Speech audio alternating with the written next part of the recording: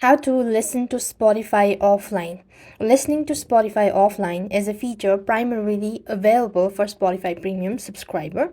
So premium user can download album, playlist and podcast to their device to enjoy without an internet connection. So if you don't have a premium account, you'll not be able to actually go ahead and download stuff. So open up your Spotify application. So once you open up your Spotify application, make sure to log into your account. As you're logged into your Spotify account, this is where the interface will take. And if you want to get a subscription, you just click onto the gear icon at the top, and there you have a premium, and you could go ahead and click on try 1 month and go ahead and enter in your credit card details, all that stuff.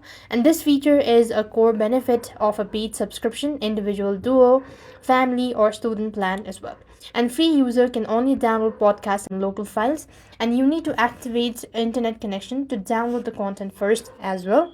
And you could go ahead and listen to Spotify offline. So that's how things work. I hope the video was helpful. Make sure to like, share and subscribe. Thank you for watching. See you in the next video.